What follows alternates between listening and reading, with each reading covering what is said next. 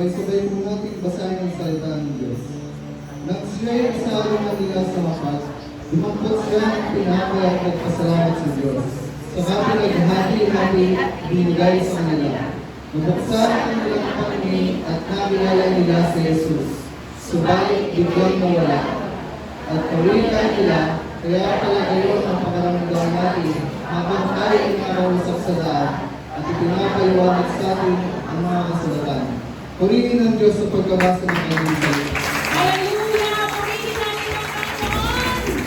Ilalakas ko yan kung ano sa iyo, kapatid! Ang palakpak na yan!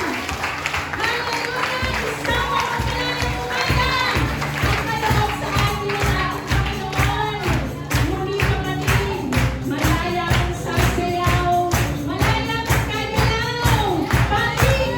Dahil ang ating Diyos ay buhay!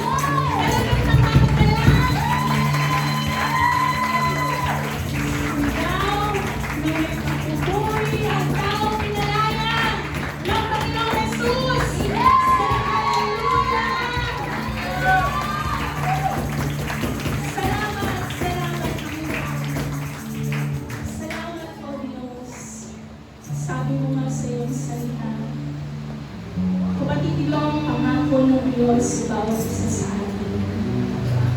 Siyang Diyos na hindi nagbabago. Siyang Diyos noon, ngayon, bukas, at magkailanman. At sa kanyang pangako, maaari natin panghawakan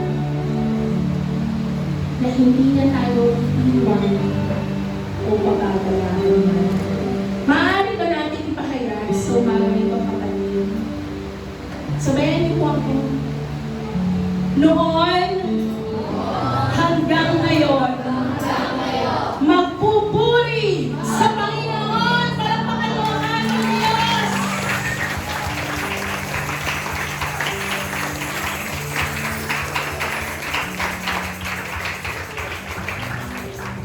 Tunay na nakaka-bless po ang buhay ng bawat isa sa inyo.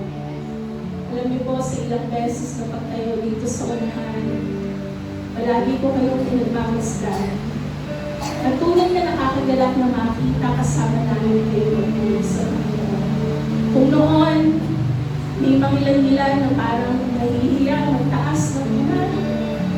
Pero ngayon, nagtataas ng kamay dahil sa ginawa ng ating Panginoon. Kung noon, parang hindi makakawin. Pero ngayon, nakikita ko namumuna pa sa pag-awit para sa Diyos. That's how wonderful the power of the Lord is. So kung ano man po yung ating pinagdaanan, daan na lang natin sa worship. Tama mga kapatid? Awitan po natin ang ating Panginoon.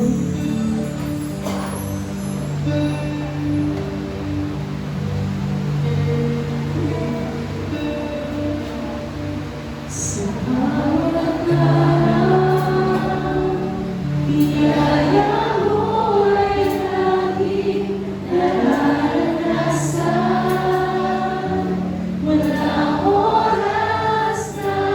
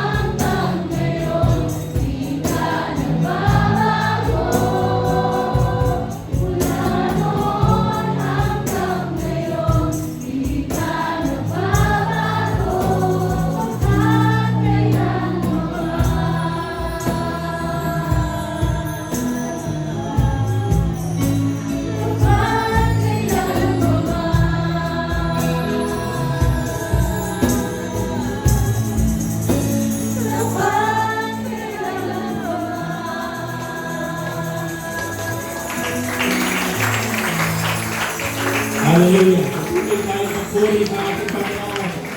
Bigay natin yung ating pagpapuri. Magsamba. Magsural natin sa ating Panginoon. Let Lord be praised, Lord.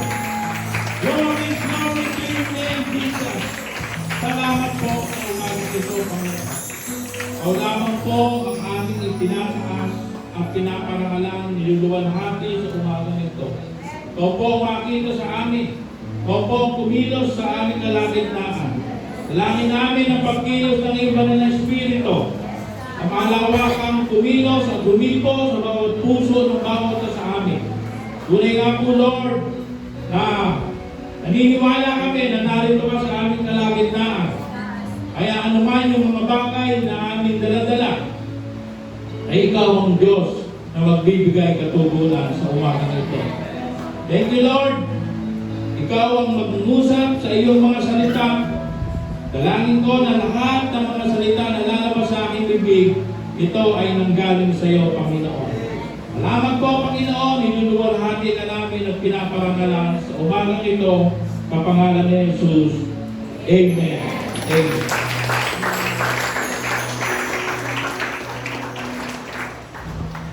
Natawagan po tayo. Natawagan po yung mga bata na magpipalit, mga kabataan.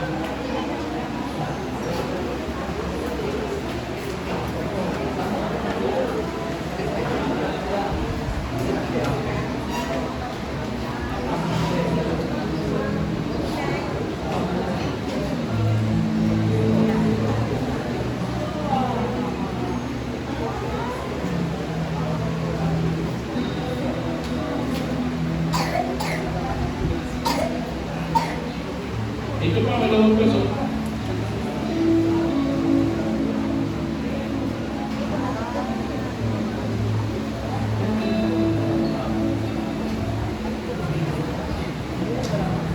Amen. Sabi ng Panginoon, huwag natin pipigilin ang mga bata na lumapit sa Kanya. Dahil sa mga bata, sabi, nagbumula ang kaharian ng Diyos. Kaya, sa mga batang ito, nakikita natin na siyang magpapatuloy ng legacy natin sa ating Panginoon. Dalangin natin na ingatan sila ng Diyos na kung saan sila ay maging magandang ehemplo sa mga kabataan. Lalaki sila na nandun ang pagkatakot sa Diyos at ang pagkakilala sa ating Panginoon. Kahit yung manalangin, dakilang Diyos na may makapangyarihan sa lahat. Kami pong itinataas ang mga kabataan ito. Na sa kanilang mga murang edad, Panginoon, narito sila kasama namin na sumasamba at nagpupuri sa iyo. Lord, itanim mo sa kanilang mga puso ang iyong mga salita. At kung saan, Panginoon, yung mga salitang ito ay tutubo at mamumunga. Na sila'y lalaki ng mga bata na kung saan ay sumusunod, naglilingkod, at mga batang may takot sa iyo. Sila ay magiging modelo sa mga kabataan. Natunay nga po, Lord, na makikita sa kanilang buhay na ikaw ang Diyos na kumikilos sa buhay nila. At palain mo mga batang ito, ingatan mo po sila. Huwag mo silang hayaan na nainganyo lang sa nilibutan. Bagkos, Panginoon, bakuran mo sila ng iyong banal na dugo. At ikaw ang Diyos na kung saan ay mag-iingat at magbabantay sa kanila sa araw-araw. Salamat po, Panginoon, sa mga kabataan ito. Pagpalain mo lahat sila maging kanilang mga magulang. Ito po ang aming dalangin sa pangalan ni Jesus. Amen.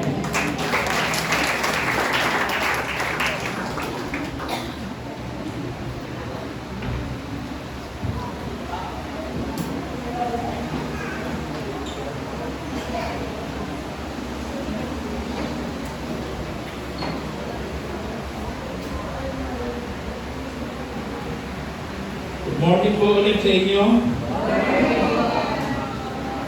Welcome po kayo dito sa aming church.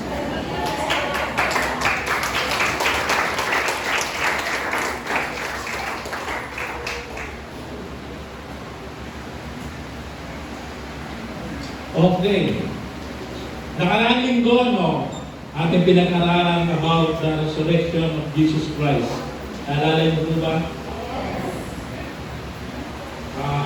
Nakita natin yung impact ng ating resurrection ng ating Panginoong Kristo. Dahil sa kanyang muling pagkabuhay ay tayo ho ay nagkaroon tunay na pag-asa sa ating Panginoon. Nabuhay ang ating mga pananampalataya at nandoon na tayo po ngayon ay narito. Ini-enjoy natin yung resurrection ng ating Panginoon. Tunay nga ba na nabuhay na maguli si Kristo sa buhay natin? Amen. May lima. May limang nabuhay si Kristo. Lahat pa tayo nabuhay ang ating Panginoon? Amen. Buhay na buhay ang mga tigasinahan. Ito. Buhay na buhay ba? Nakaraan, doon ako sa Esmeralda, doon sa Enriquez Nesco. Buhay na buhay din si Lord. Sabi ko, mayayaman ang tao dito sa Enriquez Nesco. Kasi nakinig pa nila. Mayaman din kayo dito, di ba? Kayo papatalo, di ba? Pero na mayaman dito si Jesus. Okay. Ano na ngayon? After na mag-resurrect ng ating Panginoon, ano na yung gagawin natin? Di ba?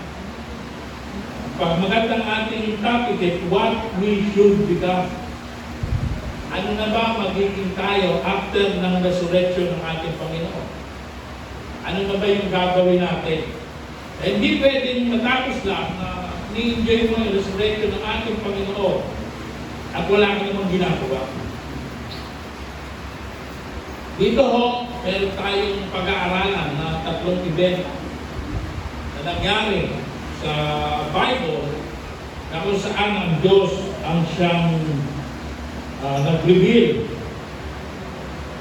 ng kanyang plano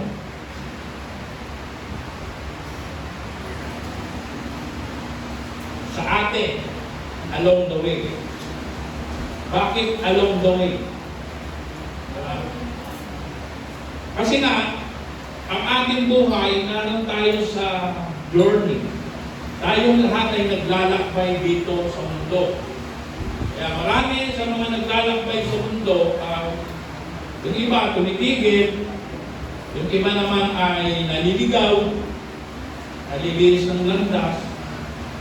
Amen? Kaya ang sabi sa Proverbs, there is a way that seems right to a man, but in the end, it leads to death. Yung mga daan na akala ng tao ay tama, ngunit sa dulo nito ay kapahamakan. Kaya ang Diyos, nangungusap sa atin habang tayo'y nag-journey o naglalakbay dito sa mundo ito. At dito sa ating pag-aaralan ay 3 evento na kung saan ang ating Diyos ay nagpahayag sa bawat isa sa kanila habang sila ay nandoon sa journey ng kanilang buhay.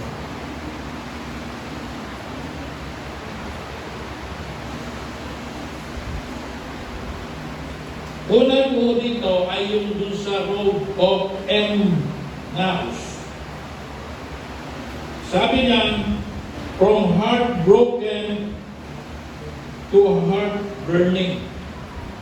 At broken mo kasi yung mga disciple eh. Kasi nung namatay ang ating Panginoon sa Kristo, lahat sila ay nag-depress. Nawala yung kanilang mga pag-asa.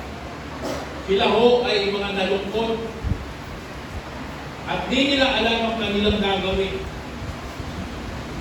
Dahil yung kanilang inaasahan na siyang mag-aalis sa kanila doon sa tinatawag na pang-aalipin ng Roma sa kanila, akala nila ay magkakaroon na ng katuparan. Ngunit, nakita nila mismo ng ating Panginoon sa Kristo ay pinahirapan at namatay doon sa krus ng Kalbaryo. Kaya sila lahat ay na-depress, nalungkot sila, na-discourage sila doon sa kanilang pag-asa sa ating Panginoong Yesus. Kaya nung habang naglalakad yung dalawang disciple ay sila ay sinabayan ng ating Panginoong Yesus Kristo at kinausap. Sabi nga niya, ang araw din yun, may dalawang alagad na naglalakad papuntang Emmaus. Isang layong may 11 kilometro ang layo mula sa Jerusalem. Nang siya'y kasalo na nila sa pagkain, dumampot siya ng tinapay, nagpasalamat sa Diyos. Pagkatapos ay pinagpirap-piraso yun at ibinigay sa kanila. Noon, nabuksan ang kanilang mga mata at nakilala nila si Jesus. Subalit siya'y biglang nawala sa kanilang paningin na sabi nila sa isa't isa, kaya pala nag-uumapaw ang ating pakiramdam habang tayo kinakausap niya sa lahat. Ating pinapaliwanag ang mga kasulatan. Dito nga, noong ang ating Panginoong Jesucristo, sila ay naglalakad at pinapaliwanag sa kanila yung pagkatapos sa kasulatan. Hindi nila nakikilala ang ating Panginoon. Hindi nila kilala. Kasi sila pinag-uusapan nila yung tungkol nga sa pagkamatay ng ating Panginoon. Kaya ang ating Panginoon ay nangusap sa kanila, isinaysay sa kanila, mula sa Genesis hanggang doon sa kanyang pagkamatay, doon sa krus ng Kalbaryo. Pero hindi pa din nila maintindihan ang ating Panginoon. Hindi pa rin nila nauunawaan kasi sila yung mga bulag. Hindi nila magamat sila may mata, pero hindi nila nakikilala ang ating Panginoon sa Kristo. At maraming tao ngayon ang ganon. Na magamat tayo may mata, pero hindi natin talagang kilala ng lubusan ang ating Panginoon sa Kristo. Amen?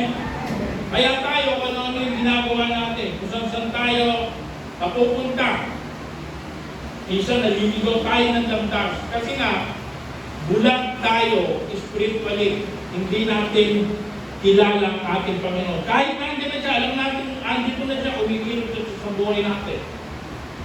Pero tayo, bisa, nawawala yung ating tiwala at pananampalataya sa Panginoon. Diba? So, sa simple lang na bagay na wala kang pambayad sa ilaw, kuryente, napapanik ka na, diba? Puputulan ako, ilaw. Papanik na tayo, di ba? Pero hindi mo alam na God can provide lahat ng pangangailangan mo. Amen? Kaya ibigay ni Lord yun. Kaya siyang humiko ng mga tao para ikaw ay matulungan. Amen? Amen. Yung wala ka ng simpleng ulam ngayon, di ba? Darating ka sa bahay na ako. Galing pa naman ako ng church. Kung nagutom ako, kaya kakainin ko pag-uwi. Yeah? Gugulat ka na lang eh, malaga mong pusa, may dala. Daing na pangus. Diba? Yung pala, nire-ready na ni Lord yung ulam mo. Pero ikaw, ang gagalayin ka pa sa galit, o kaya, tagal-tagal mag-preach na ni Pastor Lee, nabutan doon ka. Pero hindi ko alam, meron ng provider, di ba? Kita mo nga si Elijah na kung saan nagdadala pa ng pagkain niya ay uwak. Yung uwak ang pinakamakatakaw na ibon na kahit yung mga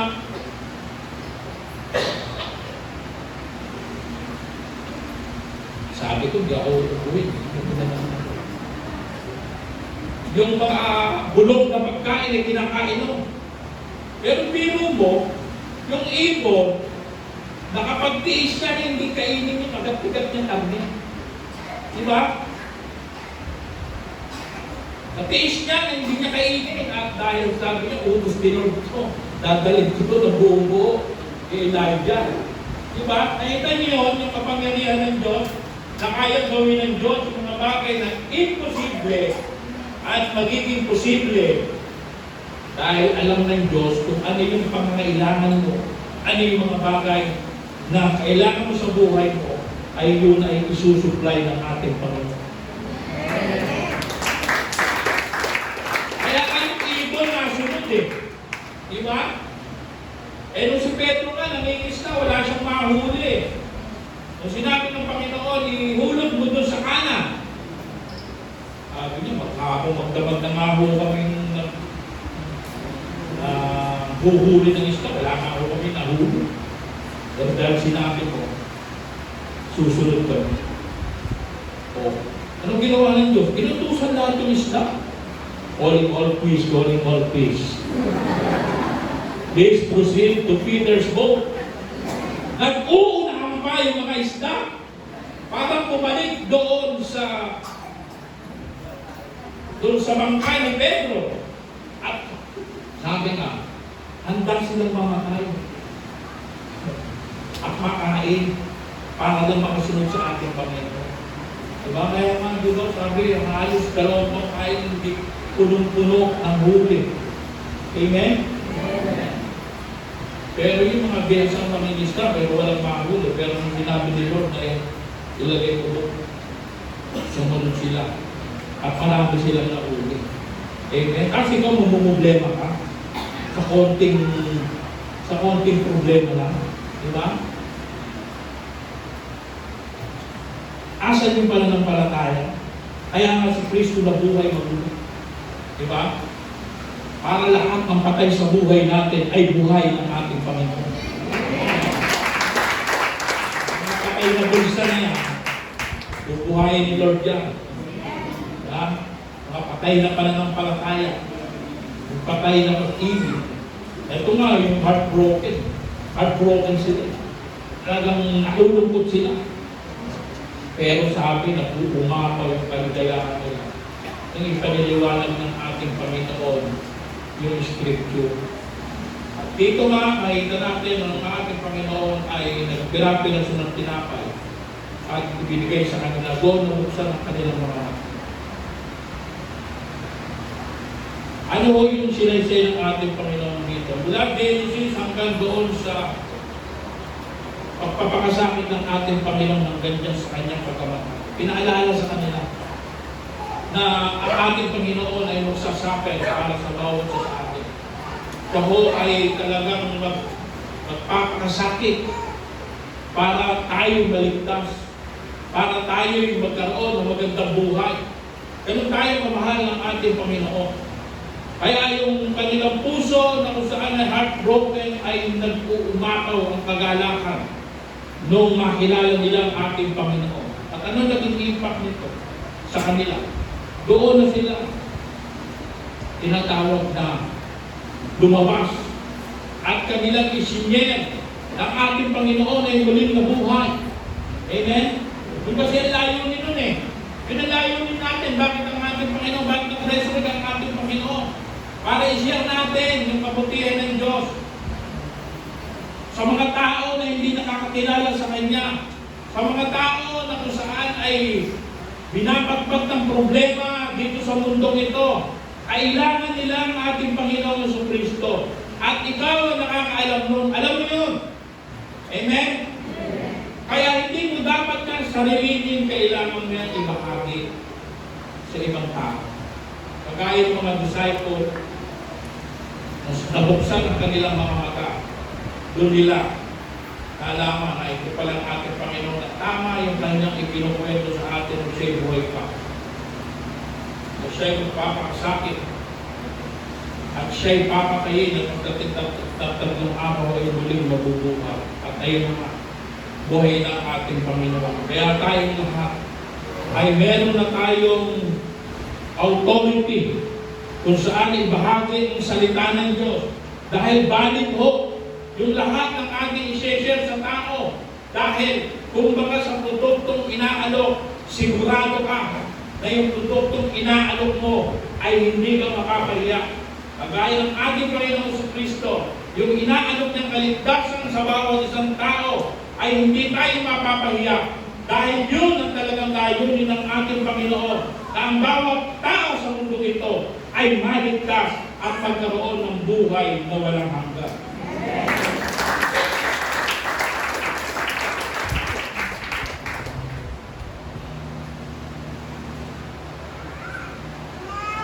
Jesus will disprove whatever wrong understanding about Him and ensure us that we are not alone. Hindi tayo nag-iisa. Knowing Jesus' resurrection and believe that He lives, Jesus will bring us out from depression, disappointment, and open our eyes on the truth about our Lord Jesus. We will change from being heartbroken to heart-burning. Diba? Tayo lahat ay nabuksan na yung mga mata natin. Amen. Bukas na ba yung mata mo? Sila, bukas nga yung sister, dali mo naman.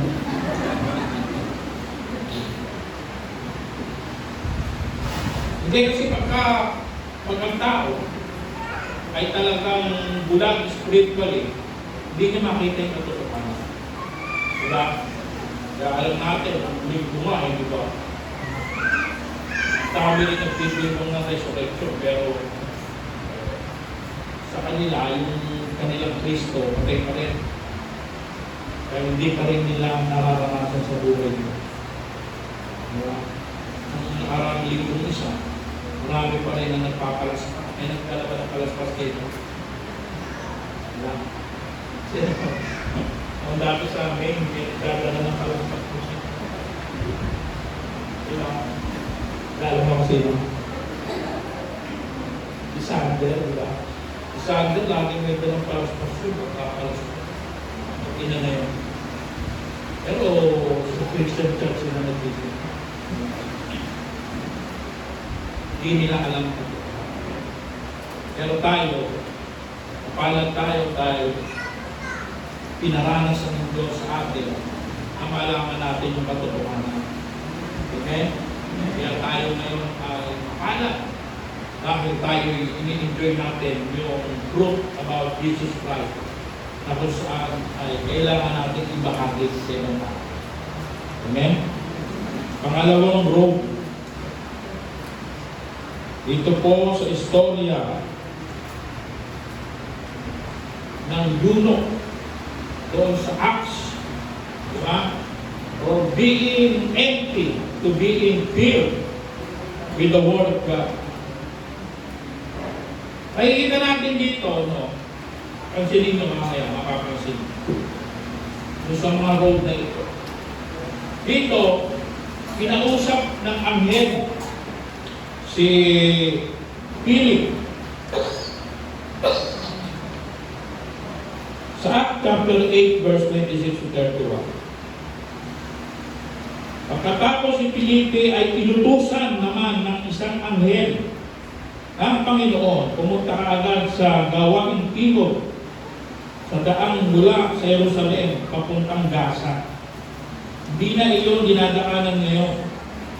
Pumunta nga doon si Felipe at dumating naman ang isang pinuno ng taga-Ethiopia at ingat yaman ng Candace o reyna ng Ethiopia. Galing Jerusalem at sumamba sa Diyos. Pauwi na ito noon, nakasakay sa kanyang karwahe at nagbabasa ng aklat ni Propeta Isaiah. Sabi mo, ang sasakyan iyon, utos ng Espiritu kay Felipe, kaya patakbong lumapit si Felipe at narinig niyang binabasa ng pinuno ng aklat ni Propeta Isaiah. Inanaw ni Felipe ang pinuno, nauunawang ba ninyo ang inyong binabasa? Sagot naman niya, paano kumauluan ito kung walang magpapaliwanag sa akin? At si Felipe ay inanyayahan niyang sumakay sa karuwahe at umupo sa kanyang tabi. Pakikita natin itong eunuch na ito ay sabi ay isang mayaman na tao. Siya ang katiwala ng lahat ng kayamanan ng queen ng Ethiopia. Sabihin, mayaman itong tao na ito. Ngunit ang tao ito ay nagsasaliksik siya patungkol sa ating Panginoon. Galing nga siya ng Jerusalem eh. At sumamba siya doon. Nag-worship siya. At pag-uwi niya, ayun nga, nagbabasa siya patungkol doon sa tinatawag na aklat ni Isaiah. At ay Diyos, kinausap siya ng anghel si Felipe at pinapunta raw. Amen? Kasi ang Diyos alam kapag mayroong taong gusto siyang makilala. Ang Diyos ang gumagawa ng paraan. Diba? Tinatawag na divine appointment. Magulat ka na lang, biglang naandun si Felipe sa tabi mo. Diba? Samantalang yung Jerusalem at Gaza. Alam niyo ba yung Jerusalem at Gaza? Yung mga nagbabakbakan ng gera na yun, di ba? Nakita natin yung Gaza na wasak na dahil sa pambobomba ng Israel. At nagkaroon lang ng ceasefire at ngayon natahimik sila. Pero magkalaman talaga itong dalawang bansa na Palestine Israel. Magkalaban sila. Ako anong ano yun, galing ako Israel, may nakasakay ako sa aeroplano na Muslim na babae. Mayaman. Ano siya? Nag-aaral siya sa France. Ito babae ito, alaga. Mayaman siya. Siyempre, kausap kami. Tinanong ko, saan ako galing? Nagaling ko siya. Tapos, tinanong ako, sabi ko, Christian ako. Sabi niya, siya, hindi lang, Muslim daw. Bakit?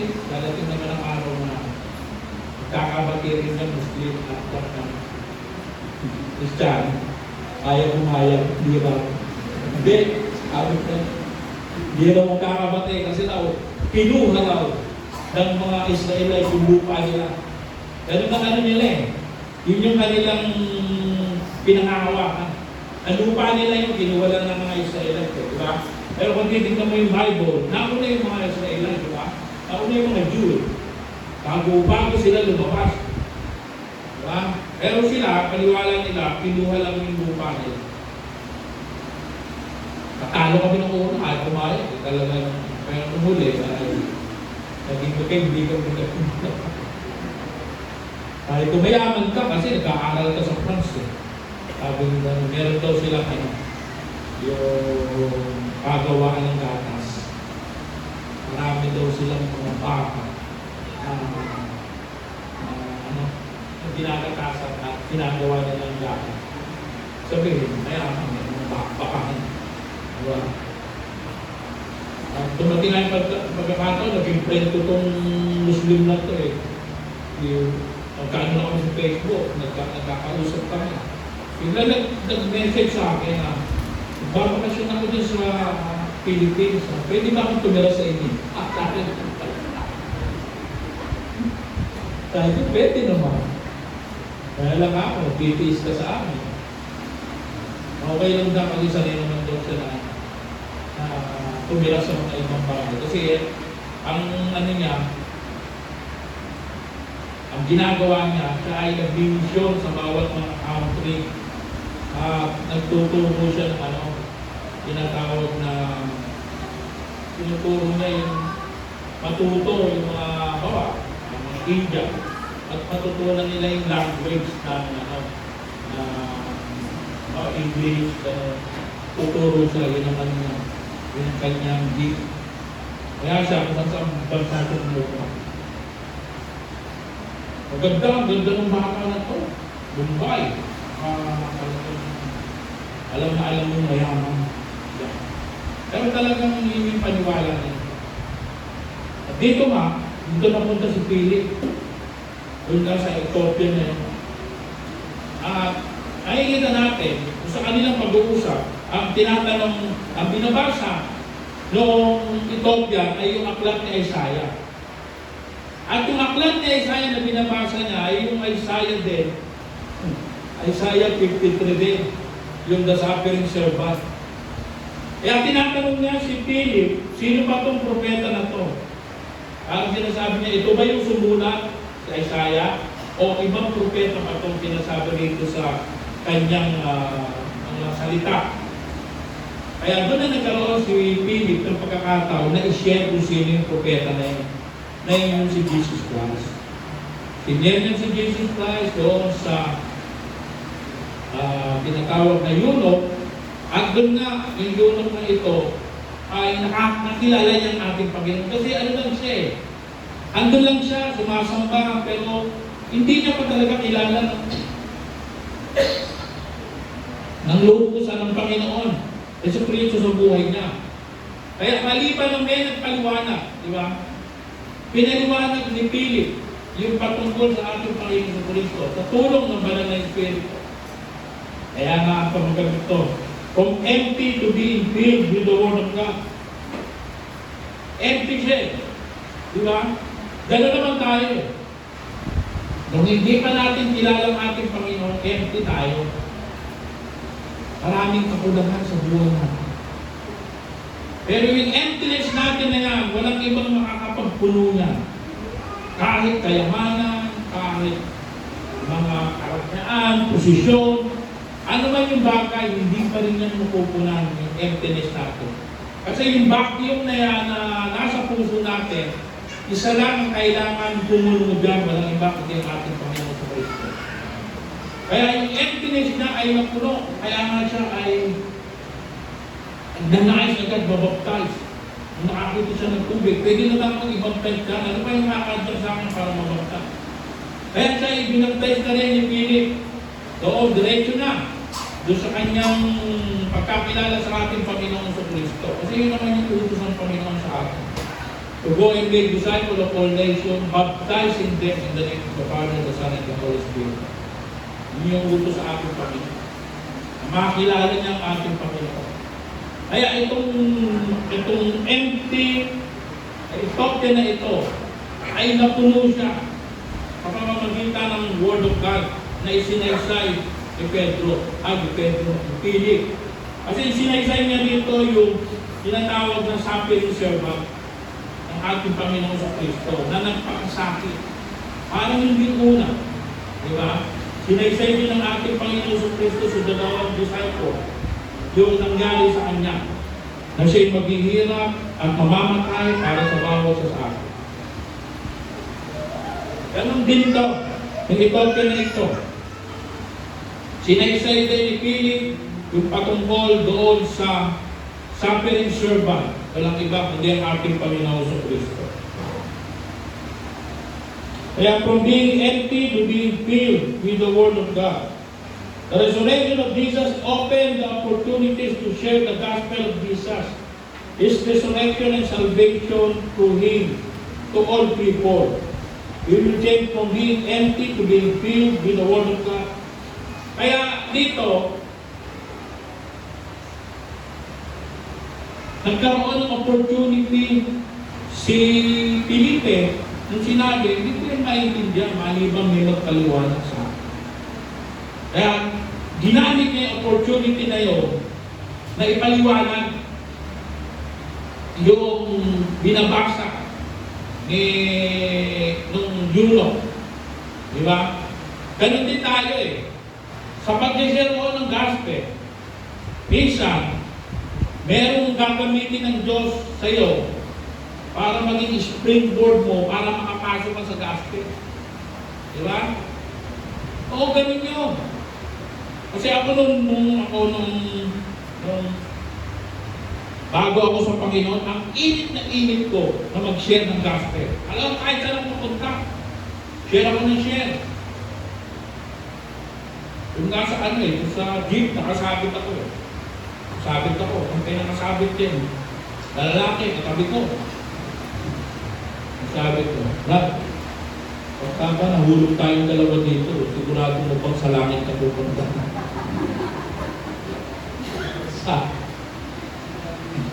Sabi ko, hindi. Ayun, doon na ako nakapag-share. Doon nakapag-share ako, nakabitin ako sa jeep.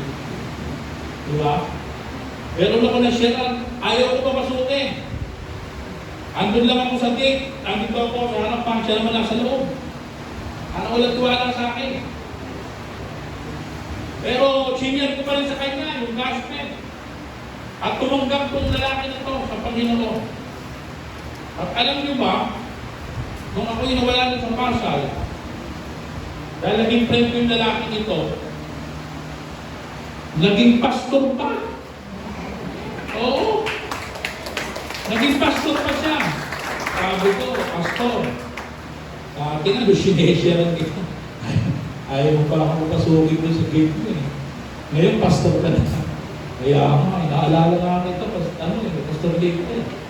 Dahil sa tiyaga mo sa akin, bilo mo, hindi ka na open sa akin kahit ayaw ko pa papasukin. Pero alam mo ba, ngayon yung nag-umpisa para makilala ko ng ating Panginoon at ngayon mo yung naglilingkod ko. Marami na ako na nagsira na naging pastor na. Mga sinesya ko. Kasi nga, gaya nito, empty, kunyulo. Pero dahil doon sa Word of God na narinig niya, nabuhay siya, nagkaroon siya ng pag-asa, at nakilala niya ang ating Panginoon sa Kristo. Parehas din ito ng road of Emmaus. Kung sinapsay siya ng ating Panginoon sa Kristo doon sa dalawang disciple, ay patungkol din sa Kanya. Kasi magsasaper, siya ay papatayin at muling mabubuhay pagdating ng tatlong araw. Dito rin sa tinatawag na yunok na ito rin yung kanyang tinatanong about yung suffering servant, yung binabasa niya sa Isaiah. Sino ba to? Kaya, nung nagtanong sa kanya, siyempre, alam na ni Philip ang isasagot. Dahil, alam niya, dala-dala niya yung gospel eh. Amen? Kaya tayo, kayo ba pag tinanong? May nagtanong sa inyo. Kaya sabi doon sa Peter na dapat, ano tayo? Alam natin kung paano natin tinatawag na iaalin yung ating pananampalataya sa tao. I-share. Amen? Hindi yung tatawag kayong pastor. Tulungan mo kami, i-share na ako. Diba ganun tayo, bisa sa anak, sa mga may mamamatay. Ano, mamamatay na? Diba? Aanap ka pa ng pastor, ng cell leader, para lang masyara. Dapat ito alam mo na. Amen? Alam niyo na ba? Alam niyo na. Oo. Alam niyo na i-share si Jesus Christ. Yun lang naman, yun ang gospel eh. Ang gospel kasi, kung si Kristo ay nagpakasakit sa atin, naghirap, namatay, at muling nabuhay. Diba? Para tayo'y magkaroon ng kaligtasan. Amen? Kasi kaya siya naghirap ang ating Panginoon sa Kristo dahil tutubusin niya nga yung mga kasalanan ng tao. Amen? Kaya sinimulan nga yung sa Road of Emmaus sa Genesis eh. Sinimulan din doon sa Genesis eh. Kung paano ang tao nagkasala. Diba? Sabi doon sa yung ikaw ang dudurog ng ulo at ikaw naman nagkakadatin sa iyong sakong. Maglalaban kayo ng babae, sabi doon kay Satanas. Amen? At pagdating nga doon sa huli, sa Isaiah na rin, doon na naghirap ang ating Panginoon sa Kristo, doon na niya binayaran yung ating mga kasalanan. Amen? Kaya tayo ngayon lang may malaya na. Pinatawad na tayo ng Diyos sa lahat ng ating kasalanan. Kapamamagitan ng ating Panginoon sa Kristo.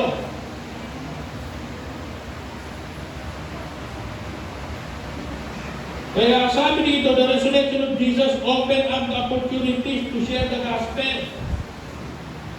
Alam mo na, may opportunity ka na. Dahil sa resurrection ng ating Panginoon, malakas na ang loob mo na ibahagi yung salita ng Diyos sa mga tao. Amen? Marami kayo nakakasalamuhan tao araw-araw.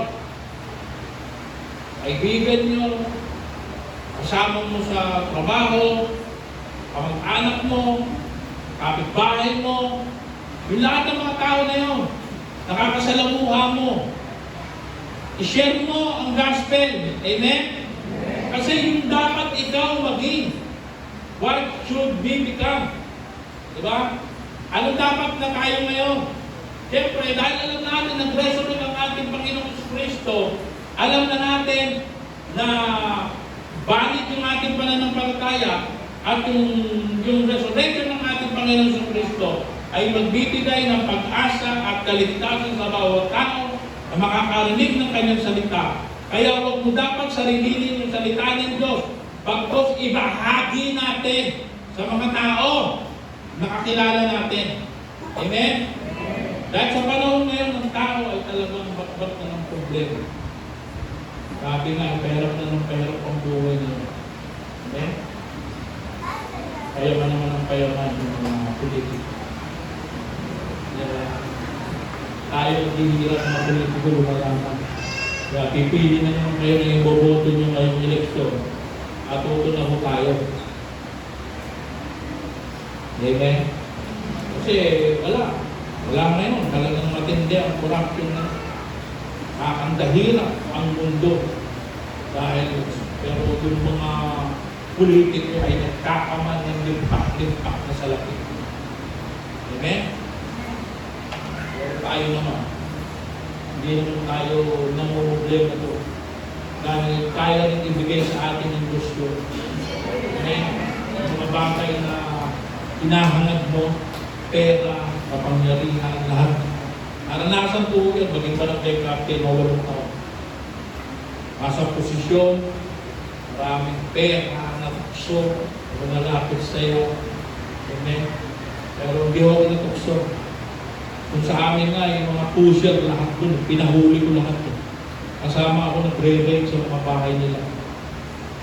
Alam niyo ba, maraming pumupunta sa bahay ko, may dala-dalang pera, nalipak-lipak na salapi, nadala, pabigay ng pusher. Sabi, Kap, bigay po niya ano raw sa inyo, ang gastos ko raw po. Dami pera, alam mo na ako'y kurang lang na kapitano, yaman ko. Oo, kasi mga pinatanggal kong sugalan sa amin, ang laki din ang organ namin. Kasi sa amin, napakaraming sugalan. At yung sugalan sa amin, puro big time. Kasi sa lugar namin, maraming pusher. Siyempre, walang ginawa yung hindi magsugal na magsugal. Kaya lakas nila magpatalo doon sa sugal. Tontuwa naman yung mga operator ng sugalan. Dahil nagkakamal sila ng pera, pinapigil ko lang yung sugalan sa amin. Galit na galit sa akin. Daming offer sa akin, lahat ng project mo, Kap, sasagutin na namin. Ano pa yung problema mo? Meron kang weekly sa amin na matatanggap pa pera.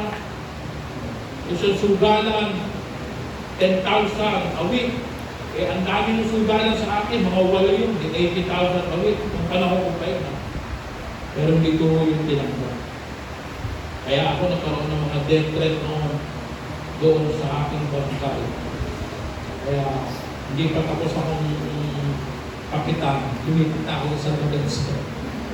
Dahil marami nung banta sa buhay. Kaya ako, alam ko yung alakaran sa mga politiko. Yung mga project na yan, nakakatulong pera yung diba? Kaya ngayon, ginagastos na nila yung mga nakamali ng pera sa pangamura ko. Binabayad naman nila ngayon sa mga katarte. Amen? Yung mga namimigay ng pera, ano na? Diba? 500, mayroon mga bigas. Diba? Tanong nyo, saan galing itong pera na ito? Ba't namimigay ito ng maraming pera? Diba? Alam nyo na yun kung saan galing nyo. Pangatlo, ang sabi dito, from persecuting to strengthening the people. Ito naman road to Damascus. Road din to. Way din to. Na kung saan ay nakatagpo naman ng Apostol Pablo ang ating Panginoong sa Kristo. Kasi si Apostol Pablo ay persecutor. Di ba? Yan nga yung kanina natin. Devotion. Persecutor to si Apostol Pablo ng mga Kristyan. Kasi alam niya, yung paniniwala niya ang tama. Diba? Kaya yun yung pinaglalaban niya. Kaya kahit pumatay siya ng tao, makulong ng mga tao basta't siya panindigan niya yung kanyang pananampalataya. Kaya nagulo ang mga Kristiyano noong panahon niya. Dahil pinipersik na, hinahabol na lahat yung mga nangangaral patungkol kay Kristo. Pero isang araw, nakatagpo niya ang ating Panginoon sa Kristo sa Rodok Damascus. Nakikita natin doon na nagkaroon ng maliwanag na ilaw at nabulag si Apostol Pablo. Bulag siya, hindi siya makakita, kaya siya ay sinasabi dito. Sabi niya, sino kayo, Panginoon? Tanong niya. Ako si Jesus na iyong inuusig. Tugon ng tinig sa kanya. Tumayo ka, tumarong sa lungsod at doon sasabihin ko sa iyo kung ano ang dapat mo gawin. Natanong niya, sino ka? Diba? Kasi hindi niya kilala si Kristo. Kilala niya yung Kristo, pinipersecute niya.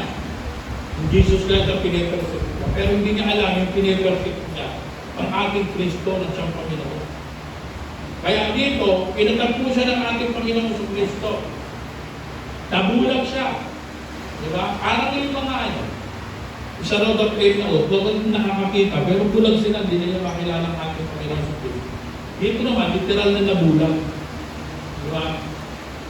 Literal na nabulag si Apostol Pablo at siya'y dinalagon kay niya, at siya'y pinatungo ng kamay. At doon nahulog yung mga bagay na nakalagay sa kanyang mata at doon siya nakakita. At doon siya nagsimula, mula ng araw na yun, nagsimula na siya na sumunod sa ating Panginoon at ipangaral sa Kristo. Kaya kahit ano naman ang gawin sa kanya, kahit siya'y pahirapan, bugbugin, ikulong, lahat na ng bagay gawin sa kanya, hindi naman siya bumaliktad sa kanyang pananampalataya hanggang sa iyong mamatay. Dahil alam niya yung pananampalataya niya ay tama na. Nasa tama na siya. Amen? Kayo ba'y naniniwala na sa tama na kayong pananampalataya? Kasi marami na yun. Sabi nga, sa uling araw lalabas yung mga bulaang propeta. Magsasabing nandiyan ang Kristo. Nandito si Kristo, nakakulong nga si Kristo kayo. Sige, Lord. Siya yung lahat ng Diyos. Nakakulong naman sa mga anya, mga bulaang propeta. Siya lang ang kaya magpatigil ng lingkod. Pero hindi niya napigil yung mga uhulo sa kanya. Para siya makulong. At tumatakbo pa senador ngayon. Amen. Senator pa tinatakbo. Amen. Nasa inyo niya. Huwag mo sabihin, huwag mo iboto. Diba? Nasa inyo niya, huwag mo iboto. Diba?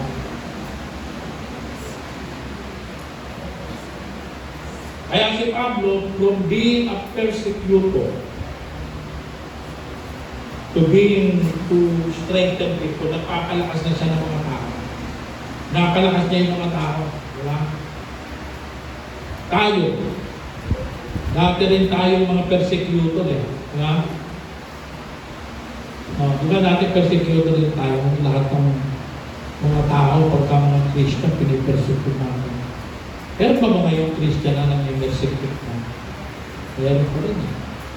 Meron pa rin mga Christian na nang-persecute pa rin. Diba? Ibig sabihin, bulag kayo sa katotohanan. Hindi pa nakikilala ng talaga ang Diyos. O si Pablo, makikita naman natin. Sabi niya nga kanina, di ba, sa devotion, hindi ako karapat-dapat tatawagin apostol. Di ba?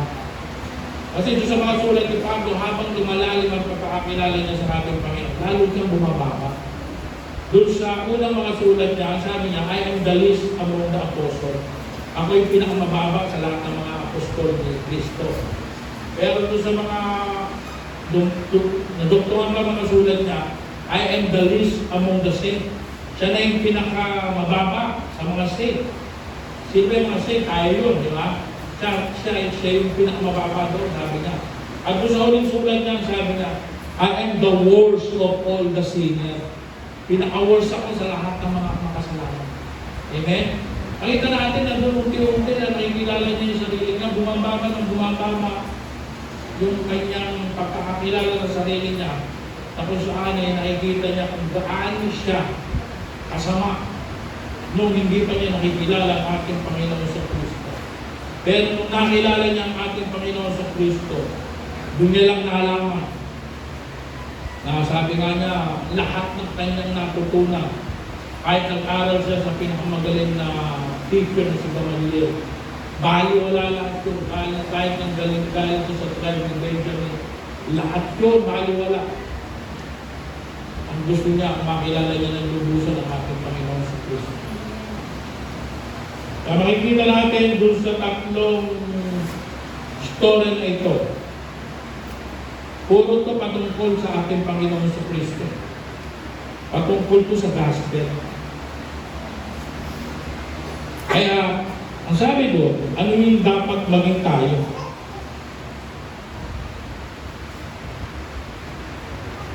Sabi rito sa challenge, kumapit si Jesus at sinabi sa kanila, ibinigay na sa akin ang lahat ng kapangyarihan. All authority has been given unto me. Kaya, tumayo kayo at gawin ng disipulo ang lahat ng bansa. Turuan niyo silang sumunod sa lahat ng pinag-uutos ko at ako'y isa sa inyo hanggang sa dulo ng sanlibutan. Amen? Makahayo ba tayo? Bakit hindi pa rin kayo nagdadagdag? Dapat, tumadami na tayo rito.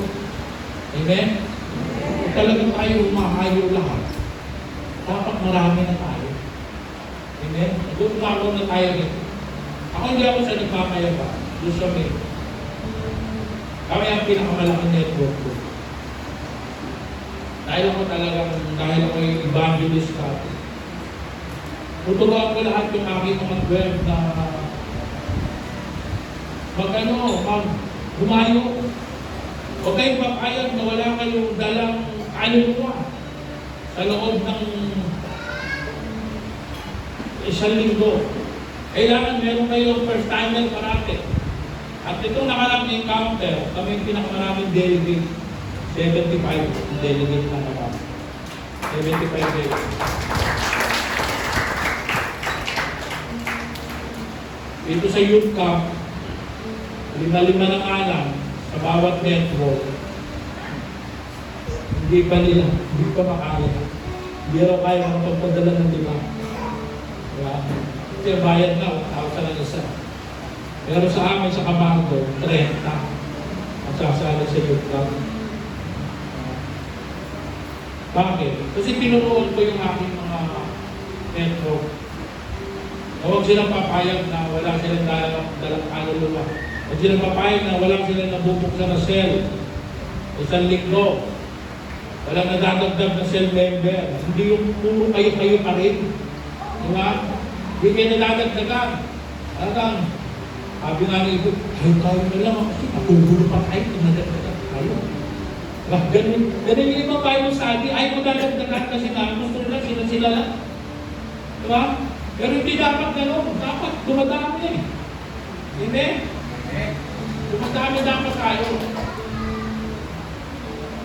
Kaya sa amin, nagtakda ako na kailangan paglinggo, dala nyo na agad yung report nyo. Pag walang dalang report, may multa kayong 300.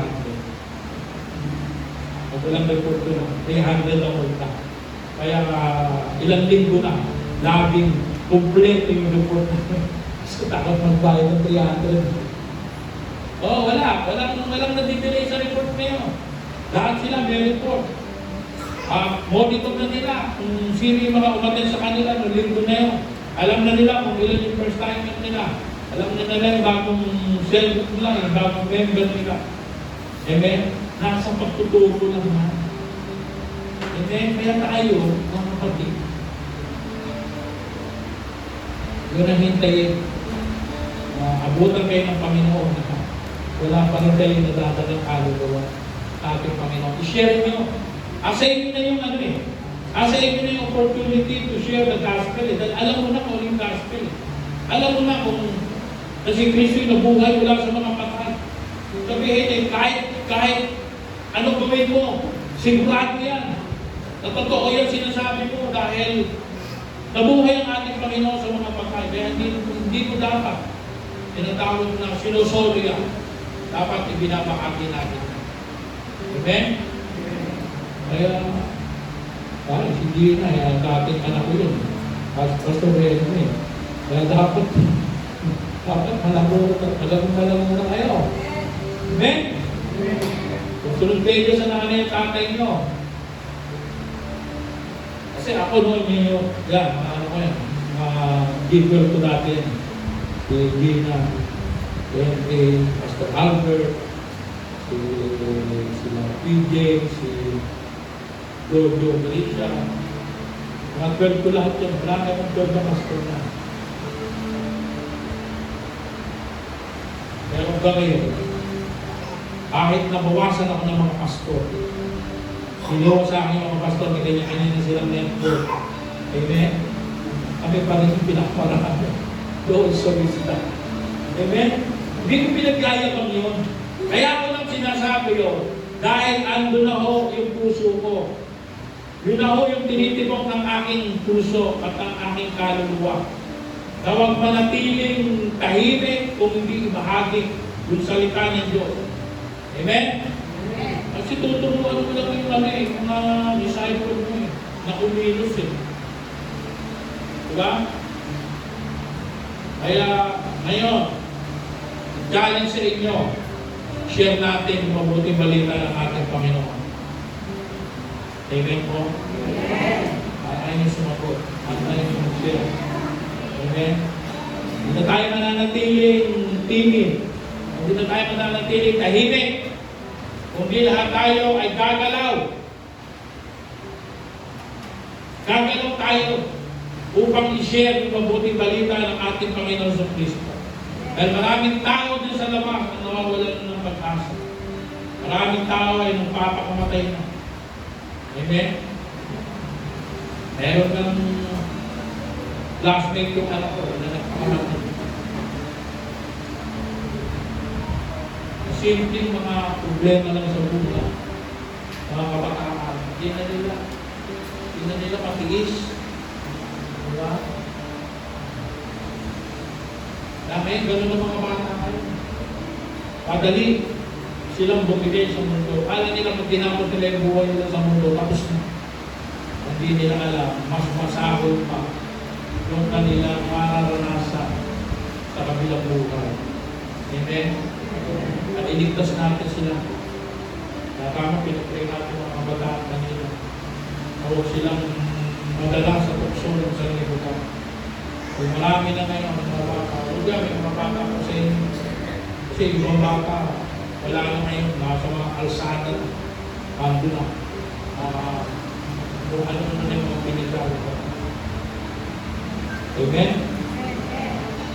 Kaya, what shall we become?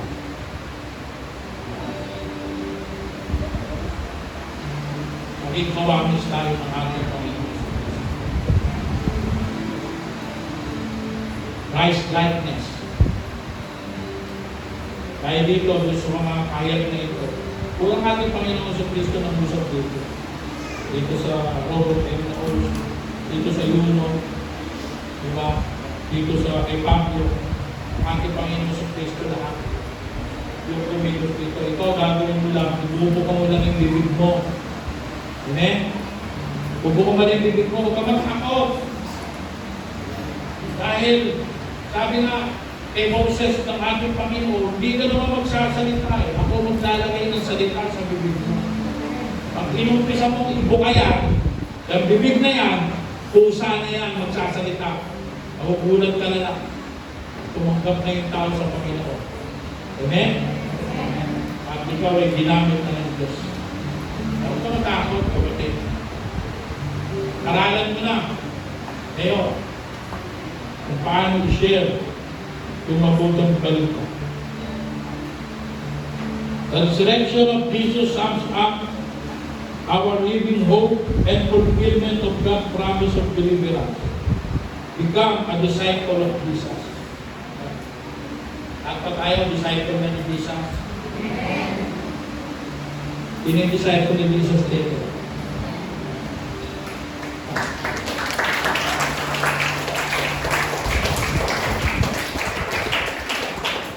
Dapat mag-disciple ka ni Jesus, gumaganap ka ng pagtutulong bilang isang disciple. Amen? Dapat nag-disciple ka rin. Amen? Hindi tayo nananatili nakaupo lang. Amen? Kada linggo, sisimba lang. Ganyan yung yunok eh. Sisimba lang siya, worship siya. Pero wala siyang alam sa Panginoon. Hindi niya kilala ang Panginoon sa Kristo. Amen? Pero the moment na binuksan ng Panginoon ng kanyang mata, doon siya, nakilala pa ng Panginoon at nagpabaunis mo na agad. Amen? Kaya kapatid, nawa, makita natin kung anong dapat na maging tayo ngayon after the resurrection ng ating Panginoon sa Kristo. Amen? Kaya po lahat ay mananalangin, sino lang po sa atin ang mga dinadala sa buhay, mga sakit at karamdaman o anumang nahilingan sa ating Panginoon, tayo po natin tumayo, tayo po magpupulit. Lumapit pa tayo sa harapan, sino yung may nais ipanalangin, nais doon ng kakalingan, nais doon ng provision ng ating Panginoon. Sige lang, yung may yan lumapit, di ako nangangarap. Sabi ko, ay mga isang buwan na may get o sa wisdom church. Nananalangin ako na yan, alpatuloy. Nanalangin ako. Nanalangin ako ng healing, kagaling na ng mga taong may sakit at karamdaman. Ganoon naman kami mga pastor. Nanalangin. Kaya namin healing. Sinasama yan sa pinyanan ng ating. After all nung service, ay lumapit sa akin lalaki ng umiiyak. Hindi ko kilala yung lalaki. Kasi pastor, kanina ako nag-pray kayo, lumapit po ako sa akin. Dahil ako po ay may sakit sa kidney. May bato ako sa kidney. Sabi daw siya bakit sa kidney na nakahanda siya ng perahan. Para tanggalin yung mga. Pero nung daw siya matapos mag-pray, siya daw ay naihig. At parang sakit-sakit daw ng kanyang pag-ihig. Kaya ginawa niya, tinapon yung mineral water niya. At sinahod niya yung ihi niya. At doon nga, doon sa ihi niya, naglabasan yung mga bato niya. Inihi niya yung mga bato. Nasaan yung bato. At pinakita niya sa akin, Pastor, ito. Dami bato. Kasama doon sa ihi. Kaya sabi ko, pagtotoo ka doon. Harap ka. Yung pagtotoo ka. Yung magaling na naranasan. Hindi ko alam, hindi ko makilala. Diba? Ako, hindi ko na kayo kilala. Hindi ko alam kung ano yung kaibigan niya, kung ano yung sakit niya. Pero naniniwala ako, alam ng Diyos yung inyong pinagdadaanan. At nakahanda ang Diyos na gumawa sa buhay natin sa umagang ito.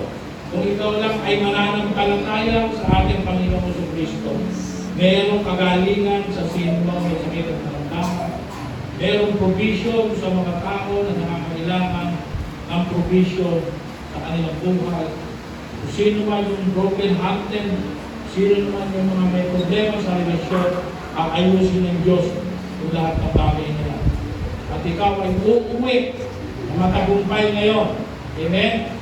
Dahil ang Diyos ang siyang kumilos sa buhay mo. Amen? Naniniwala kayo na narito ang ating Panginoon. Sabi niya, dalawa o tatlo na nagtipon sa pangalan ko, andoon ako sa kanilang kalamitan. Kaya, sipin natin, hindi ako yung magpapagaling sa inyo. Hindi ako magbibigay ng pangangailangan. Ang ating Diyos na narito, siya ang nagawa lahat sa mga bagay para sa bawat isa. Tayo may manalangin na kilang Diyos na makapangyarihan sa iyo. Salamat po, Panginoon, sa iyong muling pagkabuhay. Dahil sa iyong muling pagkabuhay, kami po ay nagkaroon ng pag-asa sa buhay namin. At yung pag-asa na yun ay siyang aming daladala upang ibahagi namin sa ibang tao upang sila rin naman ay magkaroon ng pag-asa. Dalangin namin na patuloy ka, Lord, na kumilos sa aming buhay, na magampanan namin yung mga bagay na pinagagawa mo sa amin, na hindi lamang manatili sa aming puso, sa aming buhay, mga bagay na natanggap namin sa iyo. Of course, amin itong ibahagi sa mga taong aming makakasalamuha sa aming buhay. Salamat po, Panginoon, dahil ikaw ang magbibigay sa amin ng boldness, ng tapang, upang ibahagi ka sa ibang tao. At ngayong umagang ito, binakas namin ang bawal sa inyo, Panginoon. Mga tao na narito sa iyong harapan, hindi ko alam kung ano kanilang pangangailangan. Pero naniniwala ko, alam mo, Panginoon, yung kanilang mga pinagdadaanan ngayon sa umagang ito. Kaya ikaw ang Diyos ang kumilos sa kanilang buhay. Ikaw ang gumawa ng himala sa buhay nila. Ako sila man, mga Panginoon, ay dumadanas sa anumang iba't-ibang uri ang sakit at karamdaman. Dalangin namin sa pamamagitan ng mga dugo ni Jesus na pinamunan sa krus ng Kalbaryo. Amin pong inaangkin ang dugo na ito na siya magbibigay kagalingan sa bawat tawag sakit at karamdaman. Ang sino mang may sakit at karamdaman, manampalataya ka, tanggapin mo ang dugo ni Kristo na siya nagpapagaling sa iyo sa umagang ito. Tanggapin mo yung kagalingan na nagmumula sa iyo sa Panginoong Jesus. Salamat po, Panginoon, magiging mga nakakailangan po ng provision. Ikaw ang Diyos, Panginoon, na siyang naghirap upang kami maging mayaman, Panginoon. Ayaw ang buksan ang lahat ng durungawan ng langit at ibuhos ang masaganang biyaya at pagpapalak sa bawat isa na nangangailangan ng iyong provision. Pagpalain mo Lord ang bawat isa amin na anuman yung aming pangangailangan, ikaw ang Diyos na magpuprovide. Salamat po dahil naayusin mo din yung aming mga relasyon sa aming mga kamag-anak, sa aming mga kapatid, sa aming mga asawa, anak, magulang. Dahil alam mo na ang bawat isa ay dapat namumuhay na merong kayapaan sa kanilang buhay. Salamat po, Panginoon, na lahat po ng aming panalangin na ito. Maging dito sa mga prayer request. Salamat po dahil ikaw ang babasa ng mga prayer request na ito. Sa lahat ng sumulat, ang prayer request, nabasa mo po ito at ikaw magbibigay ng tugunan. Tinaamin na po namin ang kasaputan sa bawat panalangin na aming inilagay dito sa prayer box na ito. Thank you, Jesus. Salamat po sa lahat-lahat ng mga kasaputan sa aming panalangin. Thank you po, Lord, sa iyong salita. Thank you po, Lord, sa iyong provision, sa healing na aming nakanin sa umagang ito. Salamat po, Panginoon. Ikaw ang aming niluluwalhati. Ikaw ang aming kinakarangalan. Ikaw ang aming tinataas. Kasama ng banal na Espiritu, sa pangalan ni Jesus. Ang lahat ay magsabi na, Amen. Amen.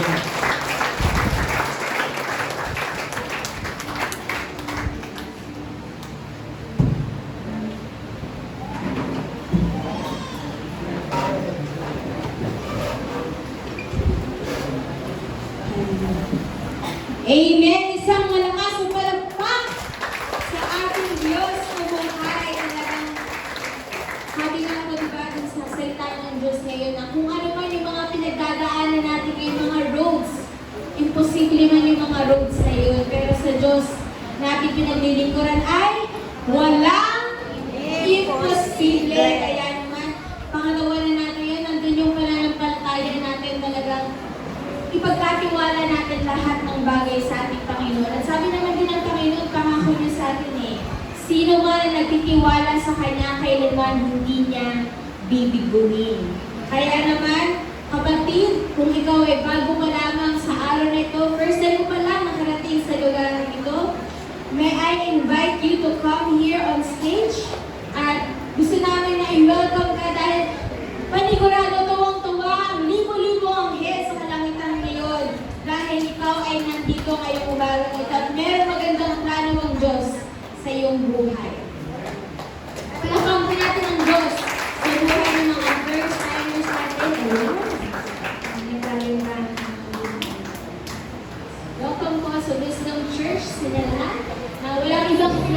kundi ang ating Panginoon Diyos. At naniniwala kami na hindi ito isang aksidente kung bakit kayo nandito, kundi dahil kayo nahiya. Hindi ito isang aksidente dahil merong magandang plano ang Diyos sa inyong buong mga buhay. Welcome po sa Wisdom Church. Wala pa ka natin ang Panginoon. Ang daming kalagawa na dinala ang Panginoon at ang iwala kami. Ito po ang pasimula ng mas maganda pang kwento ng buhay ninyo kasama na ang Panginoon. And let's us all lay our hands to our first timers and let's speak blessings sa kanila pong mga buhay. Hallelujah, Jesus. Lord, maraming salamat po sa buhay ng mga bago namin kapatid na ito. Natunay nga po, Lord, na ikaw ang Diyos na takila, ikaw ang Diyos na tapat sa iyong mga pangako na kailanman hindi mo kami pababayaan, hindi mo kami kalilimutan, Panginoon. At maraming salamat, Lord, dahil ito po mga kapatid namin ay hindi mo kinalimutan, Father. Ikaw po ay gumawa ng kaparaanan upang sila po ay madala sa lugar ito at makilala kanila sa kanila po mga buhay. Ang dalangin nga lang po namin, Panginoon, na sa bawat salita mo na kanila po narinig sa bagong ito po ay magtimo sa pinakamalalim na bahagi ng kanilang mga puso at nandun na yung desire nila to know you more better sa kanila po mga buhay.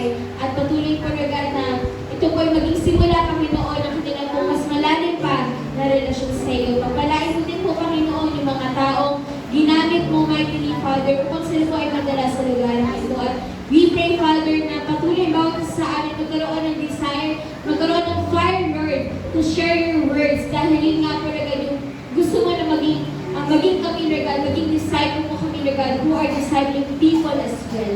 Maraming salamat po. In Jesus' name we pray. Amen and amen. Again, welcome po sa Wisdom Church at may grabe sa At I would also like to take this opportunity, makalimutan ko po, pwede po ba namin makitang tumayo din yung mga April celebrants po natin. Yung mga birthday celebrants or anniversary nyo ngayong April, buong April. Tumayo po kayo. Huwag kayong mahiya. Dahil merong pagpapala na ibibigay ang Panginoon sa inyo. Yung mga nag-graduate din. Ngayong April na to, tayo din tayo lahat. Amen. Tayo na lang po tayo. Tayo na lang tayo. At palakpakan natin ang Diyos sa buhay ng mga kapatid natin ito. And we just pray for all of you that you will continue to experience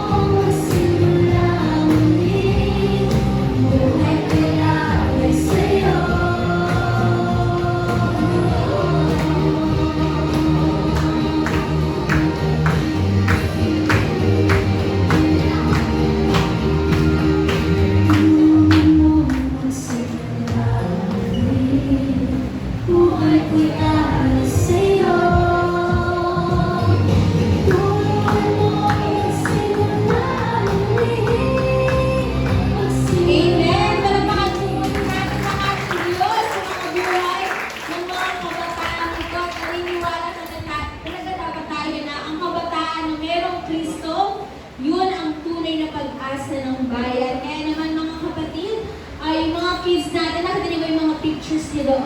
Nakita niyo ba yung mga sarili ninyo? It's now your time to shine para naman i-share din ninyo sa mga kalaro nyo or kung kayo po na para i-share din po ninyo sa mga bata, yung mga kids ko, mga anak po ninyo or mga pamangkin or kung sino man po or mga apo na kakilala nyo na hindi pa po nakakilala sa ating Panginoon. Mas maganda po talaga na sa murang edad ay nandun ang meron na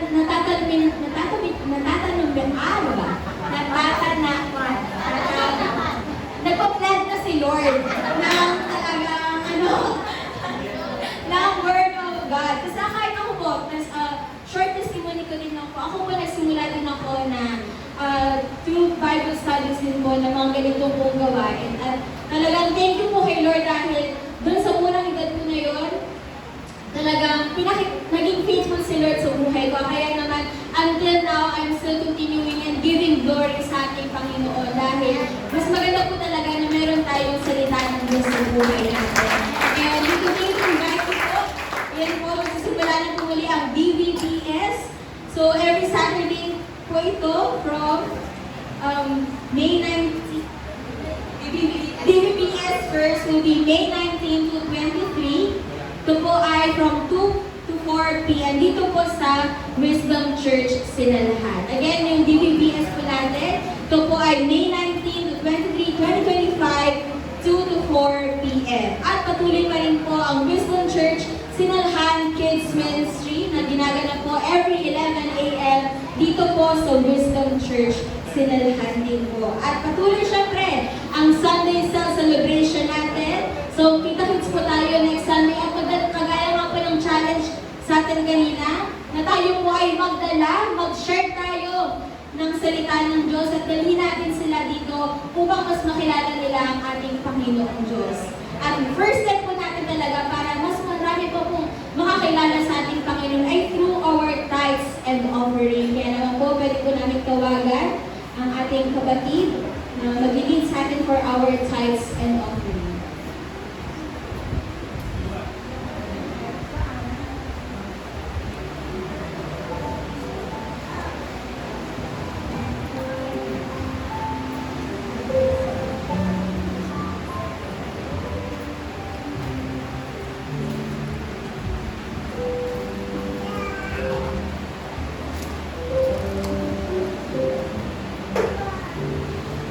Basahin po natin sa pangalawang taga-Korinto 9:6-7. Ito ang ibig kong sabihin, ang nagtatanim ng kaunti ay aanin ng kaunti, at ang nagtatanim ng marami ay aanin ng marami. Ang bawat isa ay dapat magbigay ayon sa kanyang pasya, maluwag sa loob at hindi napipilitan lamang, sapagkat iniibig ng Diyos ang nagbibigay ng may kagalakan. Thank you, Lord. Hallelujah. Totoo po talaga na ang bawat isa sa atin, kung magbigay po tayo sa Panginoon ang may kagalakan at binibigay po natin sa Kanya ng buo, yung dapat po sa Kanya ay talagang i-bless po tayo ng Panginoon. Talaga po saksi po ako dito. Dahil po, sa pagdating ko dito sa Laguna, talagang wala akong bahay, wala akong provide lang po ng Panginoon yung tinitirhan kong bahay. Kaya hanggang sa dumating ako sa nitong na ito at biglang nag-reveal sa isip ko na gamitin mo na anak yung binigay ko sa iyo na gift. Kaya at pinag-anuhan ko talaga yun na sabi ko, i-focus ko talaga ang binigay sa akin ng Panginoon. Kaya nung pinupos ko na ito at nagbigay ako sa Kanya ng tama, yung 10% na kinikita ko talagang binibigay ko sa Kanya, sa ating Panginoon. Talaga pong nung nangubahan na ako ay ang kinita ko ng isang buwan ay umabot po ng 30. Hindi po yun, talagang mula po yun sa Panginoon. Dahil minsan man sa aking buhay, yun po lang yung naranasan. Ang aking naging trabaho po sa ngayon, may trabaho ako sa umaga sa bahay, umaga hanggang gabi, ay hanggang 8 to 5, nag-aano po ako, nagtatrabaho ako bilang kasambahay at sa gabi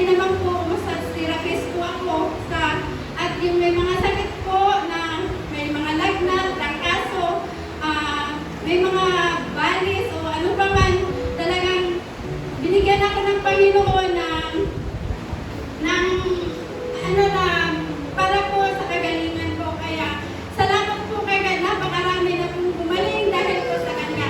Ito po ang pinaka napagaling ng Panginoon. Yung doon po sa Muntinlupa, isang babae po na 66 years old, kalahating katawan niya po ay hindi na kumilos at hindi na siya nagpapahawak dahil po ang sakit-sakit na daw po talaga. Tapos hinihintay niya lang po talaga ako. 7 pa siya nagsimula noon, tapos 11 na po ako nakarating. Noon sabi ko sa kanya, ano pa po nangyari sa inyo? Sabi niya, bigla na lang po akong naging ganito, hindi na makilos yung katawan ko. Sabi ko, malakas ang paniwala mo kay Jesus, ipanalangin kita. Manalig ka kayo sa Panginoon na pag-aalalangin ka niya, sabi ko sa kanya. Kaya po, nung pinanalangin ko siya, at niloover ko siya talagang, at saka unti-unti ko siyang binasad. Sa tulong ng Panginoon, nakaupo po siya at nakakain nung time na yun. Halos po yung nakatingin ko sa amin, talaga pong maniyak-niyak siya nangyari. Dahil ang lahat ng tauhan niya, kasi may-ari po yun ng misyonan, ang lahat po ng tauhan niya sabi, hindi namin alam kung anong nangyari. Pero talagang hindi namin maintindihan. Pero nangyari na ngayon na nakakain na siya, naging okay siya. Talagang sabi niya, iba po talaga ang may panalangin sa Panginoon. Kasi nung pinanalangin mo ako, bigla na lang may umalis sa akin na napakabigat na parang hindi ko kayang dalhin. Kaya thank you kay Lord. Kaya may niwala po tayo na ang ating ibigay sa Panginoon ay hindi po ito magiging sayang. At ito po ay magagamit sa ating sa gawain ng Panginoon. Kaya pagkatiwalaan niyo po ang Diyos dahil yun na lang po ako. Pero po, dahil sa paniniwala ko sa Panginoon, ultimo mo, kahit ang halian, hapunan ko, hindi na ako nagluluto sa akin sarili. Marami po tumatawag sa akin, kain na dito, kain dito. Kaya, maniwala po kayo sa Panginoon dahil sobrang blessed pag susundin po natin Panginoon. Kaya manalangin po tayo ng itong amahan, mga kapatid. Tumayo po tayong lahat at itaas po natin ang ating mga kaloob. Na itong amahan, mga pangyarihan ka na Diyos, ikaw ang tunay na Diyos at pagkatiwalaan namin. Lord, thank you po Panginoon sa bawat araw na kalakasan, sa bawat isa sa amin, sa bawat kita namin sa araw-araw Paginoon. Lord, alam po namin na ikaw po ang nagpupubay po dito Panginoon. Wala po kaming lakas Panginoon na masagawa ang aming trabaho umaga at gabi kung wala ka Panginoon sa aming buhay. Kaya thank you Panginoon. Ang bawat isa Panginoon, tulungan niyo po sila Panginoon na pagkalooban na mga magaan na kamay, na magaan na maibigay nila ang dapat para sa iyo, para po sa gawain mo Panginoon. Kaya salamat Lord, i-bless niyo po Panginoon ang lahat na nandito, ang wala man, ay siksik-liklik, umaapaw na panalangin. Thank you Lord, sa ngalan ng Panginoong Jesus, ikaw lamang ang nataas namin. In Jesus' mighty name, Amen.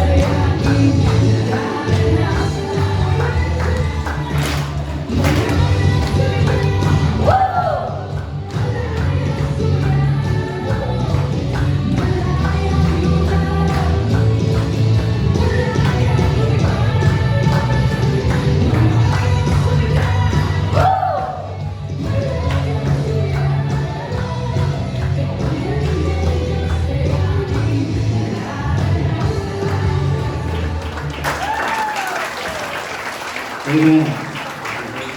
Palakpakan po natin ang ating Panginoon Diyos. Praise God.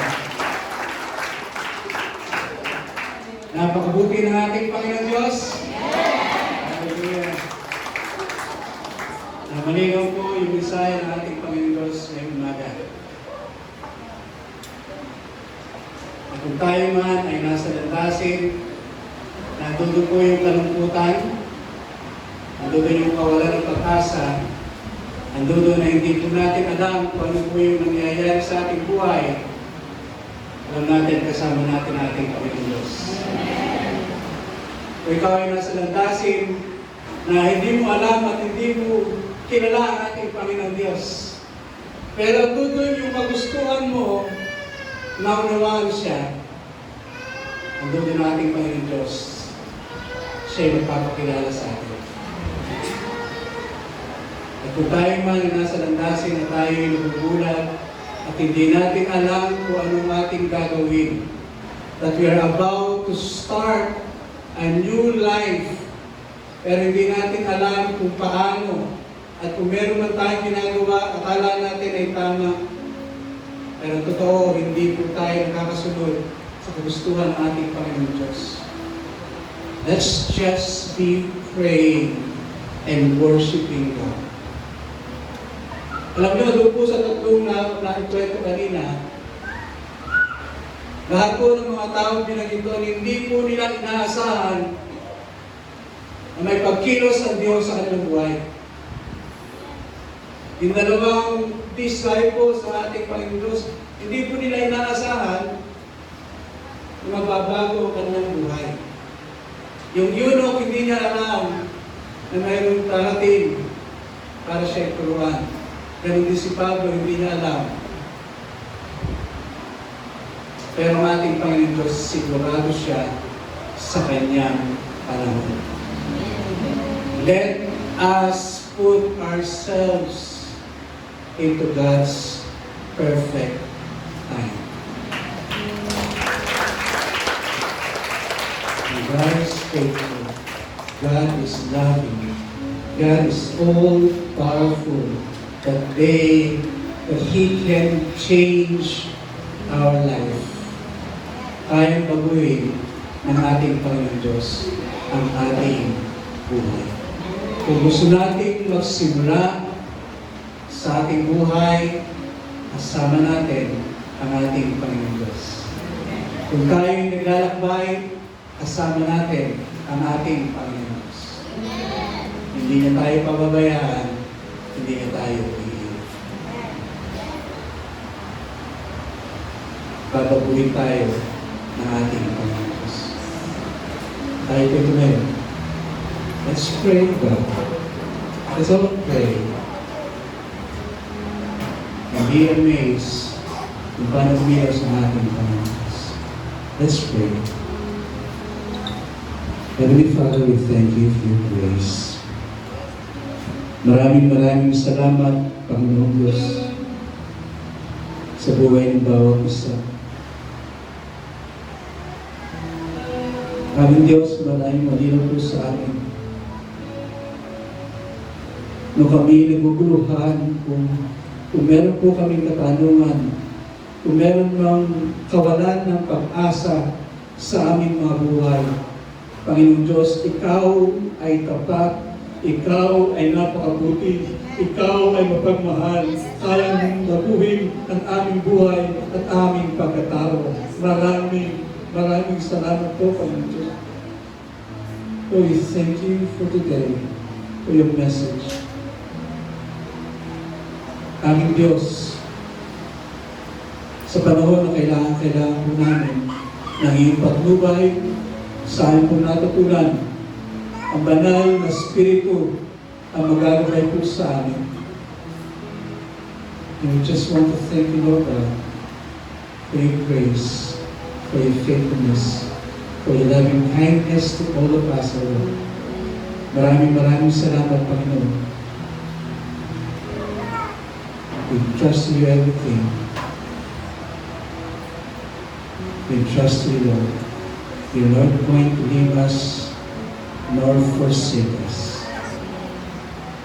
by the power of the Holy Spirit, in Jesus' name. Amen. Amen. Amen. And as one church, let's declare this. It's God's promise sa ating pamilya. Sabay po natin i-declare ito. This word, Psalm 112, verses 1 to 3. Praise the Lord. Blessed are those who fear the Lord, who find great delight in His commands. Their children will be mighty in the land. The generation of the upright will be blessed. Wealth and riches are in their houses, and their righteousness endures forever. Let's declare this. I declare God builds a legacy for my family. Ito mga bagay na hindi po natin kayang gawin sa ating Panginoon Diyos ay kayang-kaya niya. Sapagkat ang hindi magagawa ng tao ay magagawa ng Diyos, sapagkat walang imposible sa Diyos. Pagpalaan po tayo ng ating Panginoon Diyos. God bless us all. In Jesus' name. Thank you so much. See you next week.